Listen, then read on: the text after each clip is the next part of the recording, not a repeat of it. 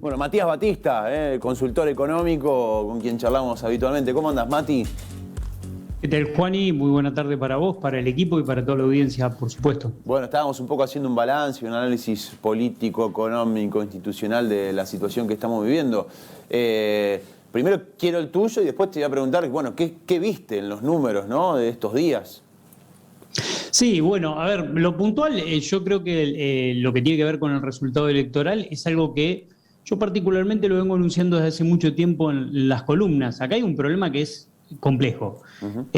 Alberto no se dio cuenta que determinadas medidas que fue tomando le iban a disparar el precio de un conjunto enorme de alimentos, de productos que son sensibles en la mesa de los argentinos, y me parece que lo ignoró. Ignoró todo lo que estaba ocurriendo con el precio internacional de soja, trigo, maíz, le impactó en toda la cadena cárnica, en toda la cadena láctea, en toda la cadena de panificados, y esto le hizo subir a tal punto la canasta básica alimentaria con un salario que venía creciendo muy por debajo de la inflación y que sigue creciendo muy por debajo de la inflación. Estamos en niveles de inflación por arriba del 50 y en salarios del 42, recién ahora recuperando. Arrancamos el año con un salario que creció un 29%, Juani. Entonces, esta situación me parece que Alberto no la observó, y el resultado electoral es fruto de lo que ustedes estaban charlando, el deterioro del poder adquisitivo de la gente que no es de Alberto, que es de Alberto y es de Macri, viene desde el año 2018 en adelante de manera sostenida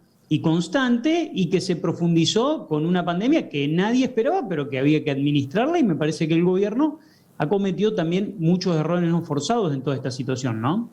Claro, más cuando hablamos de lo meramente electoral y nos preguntamos, yo decía, lo decíamos esta semana, la verdad es que el análisis, por lo menos nosotros lo hacíamos bastante sencillo.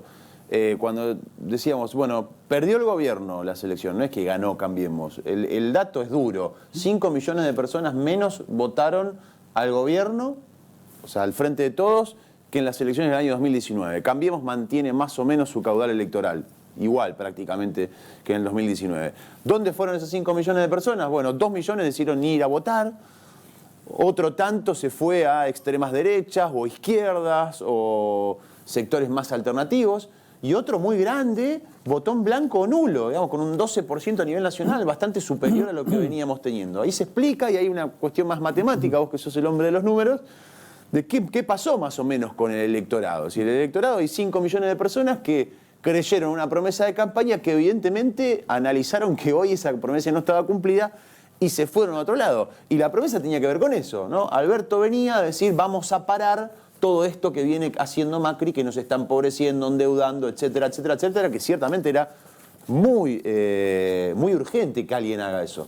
Ahora, cuando vos ves los resultados, y nos preguntábamos también el lunes, la verdad es que ¿por qué perdió el gobierno? ¿Y por qué? Yo doy vuelta la pregunta. ¿Por qué iba a ganar el gobierno? Si no pudo cumplir nada de lo que prometió, digamos, ¿no?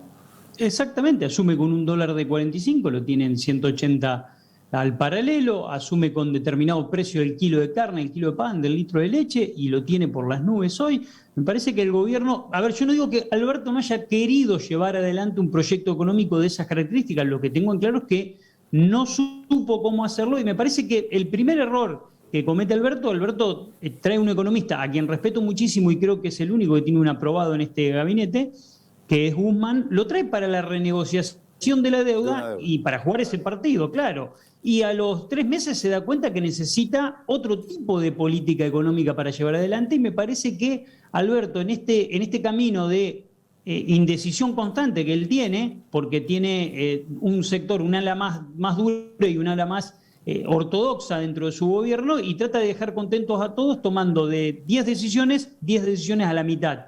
Y ya lo vimos con el tema Vicentín, va, después vuelve. Bueno, y así ha hecho a lo largo de toda su gestión. Ahora, ha cometido errores muy graves, y bueno, y eso lo ha pagado con la cuestión electoral. Ahora, bien, lo que pasó el domingo ya está. Lo que viene pasando esta semana es preocupante, porque esa crisis política te puede trasladar a una crisis económica. Porque, ¿qué está pasando, claro, Mati? ¿Qué está pasando esta semana? ¿Qué viste esta semana? Y esta semana los mercados arrancaron el lunes de una manera.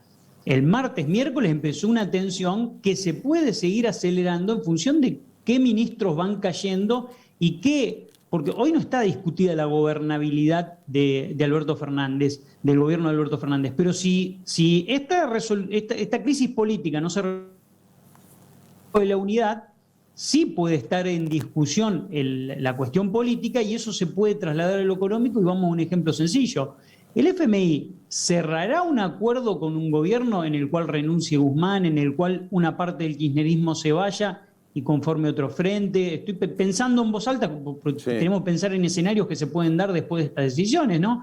Pero ni siquiera el FMI, te pongo una pregunta, ¿el carnicero de la vuelta o el panadero de la vuelta o el empresario que nos está mirando, qué decisión va a tomar? ¿Tiene que bajar una máquina? ¿Tiene pensado invertir, expandir su planta? ¿Lo va a hacer? ¿No lo va a hacer? Bueno, esto también tiene que ver con lo que está pasando y con la falta de plan de gobierno, de plan económico de Alberto Fernández. Nunca tuvo un plan económico, dijo que descreía de los planes económicos y también ese es un error, me parece muy, muy importante de Alberto. Ahora, el ala más dura del gobierno, el kirchnerismo, está cometiendo un error muy grave, que es poner el carro adelante de los caballos. A ver, la elección del 14 de noviembre al pueblo argentino no le cambia la vida. ¿En qué sentido lo digo? No hay que poner toda la estrategia económica de cara a la elección, porque eso sería cometer el mismo error que cometió Macri en agosto, Claro. el cual tuvimos la campaña electoral más cara de la historia. Claro, en agosto del 2019, campaña electoral más cara de la historia. Lo que hay que hacer es poner un plan de gobierno, de gestión y un plan económico de cara al 2023, al 2025, al 2027, y eso te va a permitir a Alberto Fernández ganar la elección del 2023, si eso es lo que se busca. Ahora, poner la economía política al servicio de las campañas electorales es un error que ya hemos cometido muchas veces. Matías, ¿cómo va? Sergio Ferreira te saluda, buenas tardes. Quiero que nos expliques, como para lo más simple posible, por qué en este momento darle a la impresión de billetes genera inflación. Es algo básico, pero por favor, quiero que lo expliques. Bien, muy simple. Hace cuenta que tenés un estanque de agua, en el cual está lleno de agua, y le seguís tirando agua a ese estanque de agua. La presión de ese agua, que son los billetes, va por 3 carriles. Uno es la tasa de interés, que es el dinero que está en plazo fijo. El otro es la bolsa argentina. Ambas puertas no son del interés de la gente, la verdad que no es del interés de la gente en su inmensa mayoría. Y el tercero es el dólar paralelo y la puertita chiquitita del dólar oficial que está junto con esa.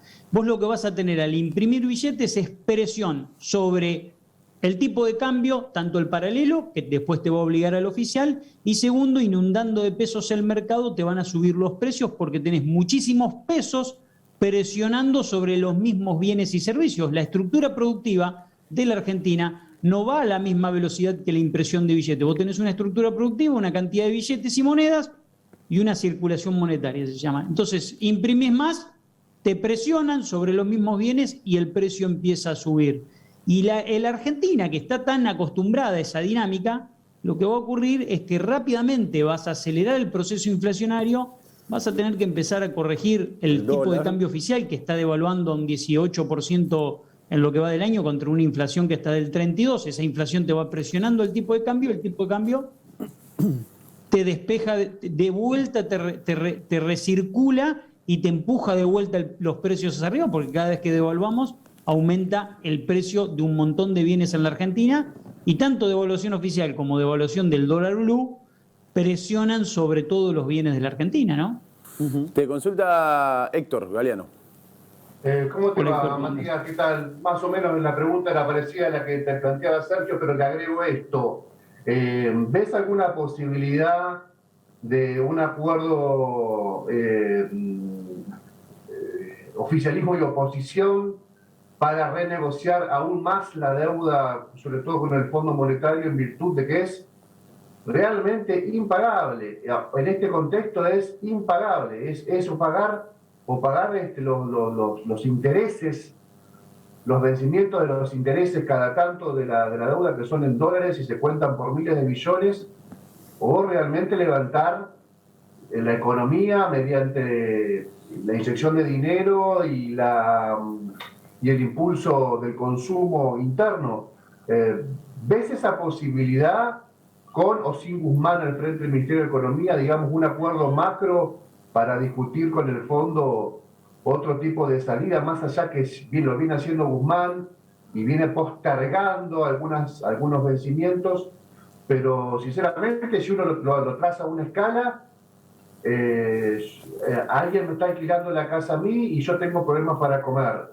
Y la verdad que en algún momento le tengo que decir al que me está alquilando. Y yo te puedo pagar de esta manera, yo te puedo responder de esta forma, y el que te alquila tendrá que pensar que vos te estás teniendo problemas para comer. Parece una mirada muy cándida, sobre todo teniendo en cuenta los actores de los que estamos hablando, ¿no? Que no son sociedades de beneficencia. Pero ves, y te reitero la pregunta, una posibilidad de un acuerdo más político en virtud de la gravedad de la situación social de la Argentina. Es muy interesante lo que plantea Héctor, porque es determinante que exista un acuerdo político de todos los sectores para arribar a un acuerdo final con el FMI. Y hay una pata muy importante en esto, que en la segunda mayoría en la Argentina, o ahora primera mayoría porque han ganado las elecciones, es Cambiemos, quien generó el primer desembolso del FMI. De cada uno de los desembolsos sumó 45.000 millones de dólares, y es quien contrajo la deuda con el FMI. Entonces, tenés al espacio político responsable de la deuda, tenés al espacio político que hoy gobierna y tiene que renegociar esa deuda. Me parece que debería haber acuerdo político. Ahora, esa estatura de madurez para la política argentina yo a veces la veo difícil de lograr, y a veces veo que a determinados espacios políticos hacen lo que le conviene, y quizás a Cambiemos, veremos, ojalá me equivoque, quizás a Cambiemos no le convenga esta situación desde el punto de vista político y no lo lleve adelante, hay que ver, pero sería determinante porque si no el FMI, se acuerda con el gobierno actual una renegociación de deuda. El gobierno actual queda debilitado en las elecciones y llega de cara al 2023 también debilitado. Y después cambia el gobierno pensando en lo que puede llegar a ocurrir. Otra vez otra renegociación, porque va a venir un espacio político que no refrendó ese acuerdo y va a decir, yo no acordé esto con ustedes. Entonces también el FMI está mirando con mucho cuidado esto. No, pero fíjate vos que en Cambiemos es algo interesante también, que el radicalismo que ha ganado o que le fue bien en las elecciones pasadas dentro de Cambiemos, está planteando a su modo una disidencia respecto a esa magnífica cantidad de dinero que tomó Argentina como deuda para financiar la timba. Digo, se escuchan voces, bueno, acá en el programa, Puyaro, Piedrabuena, no bancaron tampoco esa decisión. El radicalismo de Buenos Aires tomó distancia de esa decisión. Digo, por ahí se puede encontrar un Cambiemos más vinculado o más lejos de ese macrismo puro y duro, que esté dispuesto a dar esta discusión, digamos, de frente al Fondo Monetario. Pero a lo mejor es muy iluso, esta idea de acá a 2 años. Ojalá ocurra como vos lo planteás, Héctor. Me parece que es muy bueno el análisis político que estás haciendo de la cuestión, porque hay una pata renovadora dentro de Cambiemos, si se quiere llamar, que cuestionó el acuerdo con el FMI. Pero bueno, hay que ver después si cuando llega el momento de celebrar ese acuerdo, todos los espacios políticos confluyen en que eso se pueda llevar adelante. Pero es determinante ese acuerdo, porque el FMI está mirando con mucho cuidado lo que está ocurriendo en la Argentina, y sobre todo no sabemos cómo termina la semana. Si esta crisis política se resuelve, bárbaro, pero si no se resuelve o se resuelve mal, ¿en qué sentido? En que después termina yéndose el ministro de Economía, termina viniendo un ministro de Economía que hace exactamente todo lo contrario que planeaba hacer Guzmán, ya el presupuesto está presentado. Hay muchas cuestiones que no son menores y que hay que tener mucho cuidado, ¿no? Mati, muchas gracias por tu tiempo, como siempre. No, por favor, gran abrazo.